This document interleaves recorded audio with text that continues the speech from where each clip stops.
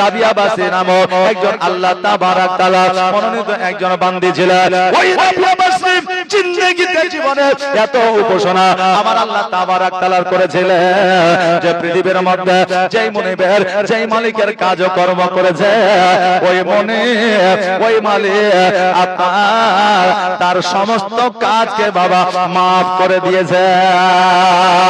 রাবিয়া বাসী সারাদিন কাজকর্ম করতে আর সারাদিন কাজকর্ম করার পরে রাত্রি বেলায় ঘরের মধ্যে একটা ছোট্ট লম্ব জ্বালিয়ে আপনার টিপ টিপ করে লাইট জ্বলতো আর সারা রাত রাবিয়া বাসী ঘরের মধ্যে আল্লাহর উপাসনা করতো। জোরে বলেন সুবহানাল্লাহ।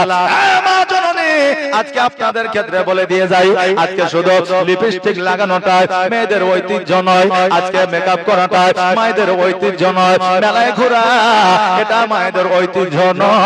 আজকে ইসলামের শরীয়তে মায়েদের ঐতিহ্য আপনাদের বলে দিয়ে যায়। এক নম্বর হলো পর্দা করা, দ্বিতীয় নম্বর হলো স্বামীদের সেবা করা, তৃতীয় নম্বর সন্তানদের সুশিক্ষায় শিক্ষিত করা, পরিবারের মধ্যে একটা সুসম্পর্ক রাখা, নামাজ পড়া, রোজা করা, নিজের চরিত্রকে আপনার সঠিক করে সঠিক জায়গায় রাখা, এটা হলো নারীদের বাবা সৌন্দর্য। জোরে বলেন সুবহানাল্লাহ। আজকে বাবারে নারীদের প্রতি জুলুম অত্যাচার করলে হবে না, কারণ নারীরা পৃথিবীর মধ্যে আল্লাহর নিয়ামত হয়ে এসেছে। এই নারীরা পুরুষদের আপনার আনন্দ দেয়, খুশি করে, এই নারীরা পুরুষের আপনার সেবা করে, খিদমত করে, তবে পর নারী নয়, নিজের বিবি এই পুরুষদের আপনার দেখভাল করে। আজকে প্রতিষ্ঠিত যদি একজন পুরুষ হয় তবে এই নারীর কারণে। জোরে বলেন সুবহানাল্লাহ। এই জন্য নারীরা গোলাম নয়, এই জন্য নারীরা আমাদের হাতের পুতুল নয়, এই জন্য নারীদের আমাদের কে স্বাধীনতা দিবে? নারীদের কোনো স্বাধীনতা নাই, এটাও নয়। তবে বাবা সরকারি রুলসে, পৃথিবীর রুলসে নারী আর পুরুষের সমান অধিকার এইটা বলে, কিন্তু শরীয়ত ইসলামে নারী পুরুষের বাবা সমান অধিকার নয়, তবে সম্মানে কেউ কারো চাইতে কমা নয়। জোরে বলে সুবহানাল্লাহ। মা জননীরা আপনি একজন নারী, রাবিয়া বাসী একজন নারী ছিলেন। একবার দেখা রাবিয়া বাসী রাত্রিবেলা ছোট্ট একটা লম্ব জ্বালিয়ে আল্লাহর উপাসনা ইবাদত করে। তার মনিব তার মালিক যখন দেখে প্রতিদিন প্রতি রাতে তার ঘরে আলো জ্বলে, তার মনিব চিন্তা করে, হায় রে আজকে আমার একজন গোলাম যার চরিত্র ভালো, যার ব্যবহার ভালো, তার স্বামী নাই, তার বাড়িতে সন্তান নাই, তবে রাত্রি বেলায় তার ঘরের মধ্যে কেন আলো জ্বলে? নিশ্চয়ই পর পুরুষের সঙ্গে সম্পর্ক রেখেছে, এইটা মালিক সন্দেহ করে। মানুষের প্রতি সন্দেহ করা এটা কিন্তু জায়েজ নয়। বিবি স্বামীর প্রতি সন্দেহ করবে না, স্বামী বিবিকে সন্দেহ করবে না, কারণ সন্দেহ যদি করে মহব্বত কমে যাবে, আর মহব্বত যদি কমে যায় ওই স্বামী আর স্ত্রীর সংসার বাবা হতে পারে না। এই জন্য সন্দেহ করাটা সবচাইতে বড় একটা অন্যায়, যতক্ষণ পর্যন্ত তাকে আপনার সম্মুখে না দেখা হবে। তবে স্বামী কোনদিন বিবিকে আপনার ব্যক্তিগত স্বাধীনতা দেবে না, আর বিবি কোনদিন স্বামীকে ব্যক্তিগত স্বাধীনতা দেবে না। এটাই হলো শরীয়তের শিক্ষা। জোরে বলে সুবহানাল্লাহ। বাপজি ভাইরা, এবার রাবিয়া বাসী ঘরের মধ্যে উপাসনা করেছে। এবার মনিব মালিক গোটে গোটে পায়ে রাবিয়া বাসী দরওয়াজার সম্মুখে এসে দাঁড়িয়েছে। এমন অবস্থায় যেন আওয়াজ ভেসে আসে, আল্লাহ গো আমি সারা রাত জেগে জেগে তোমার ইবাদত বান্দিকে উপাসনা করে, আল্লাহ গো দিনের বেলায় কাজকর্ম করে আহারের জন্য, রুজি রোজগারের জন্য, আল্লাহ আমি তোমার ইবাদত সারাক্ষণ সর্বক্ষণ করতে পারি না, তোমার সন্তুষ্ট আমি সারাক্ষণ সর্বদা আমি করতে পারি না, আল্লাহ এই জন্য দিনের বেলা আমার মালিকের কাজকর্ম করে আর রাত্রি বেলা তোমার ইবাদত করি। এই কথাটা মুনিব শুনতে শুনতে পায়, মালিক শুনতে পায়।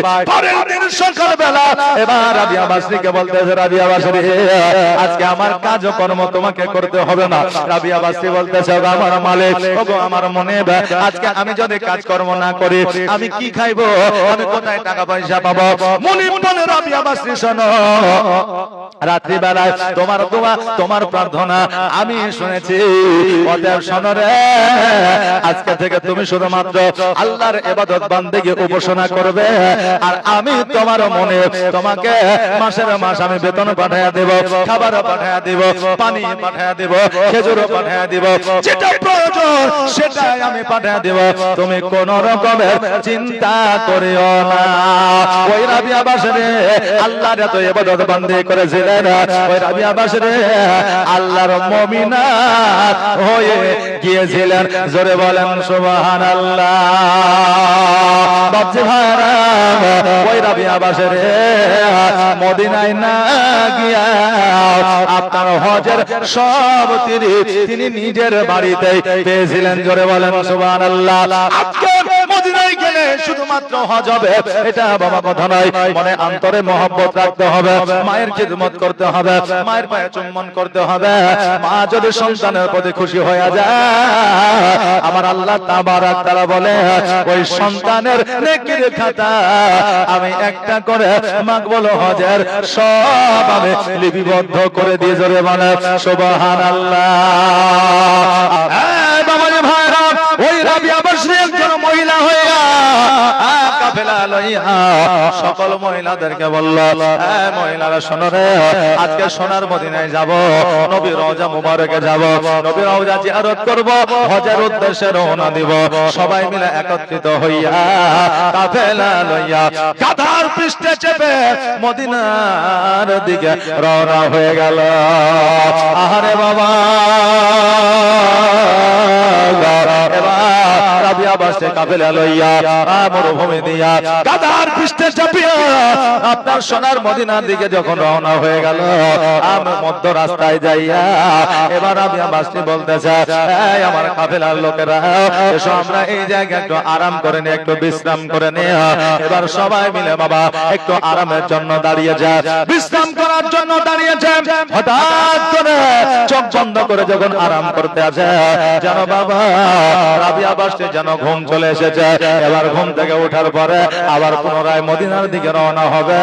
লক্ষ্য করে দেখে যেন কাফেলার সকলে গাধা জিন্দা আছে, কিন্তু রাবিয়া বাসরী গাধাটা যেন মারা গেছে। রাবিয়া বাসরী চিন্তা করে, আল্লাহ গো, আমি কেমন করে সোনার মদিনায় যাব, কিসের মাধ্যমে যাব? আমি হেঁটে হেঁটেও যদি দরকার হয়, প্রয়োজন হয়, আমি তবুও হেঁটে আমার নবীর দেশে যাব। জোরে বলেন সুবহানাল্লাহ।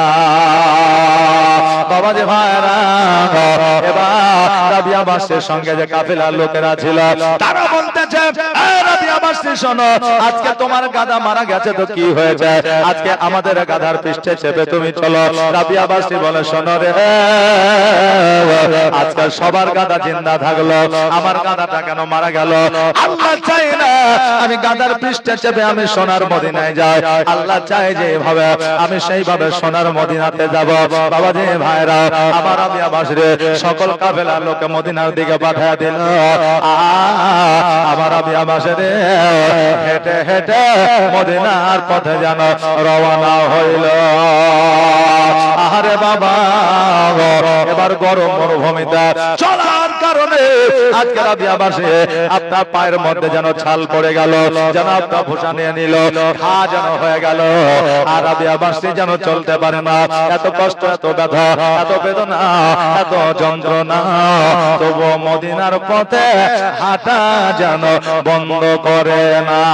কেননা নবীর পথে যাওয়ার উদ্দেশ্যে যদি কেউ মারা যায়, আজকে ইসলামের জন্য যদি কেউ জীবন দিয়ে দেয়, মাদ্রাসায় পড়াশোনা করতে করতে যদি তার প্রাণ চলে যায়, তবে জগতের মধ্যে তারা আপনার সুনাম থেকে যায়, আর আখিরাতে শহীদের দরওয়াজা লাভ করে নেয়। জোরে বলেন সুবহানাল্লাহ।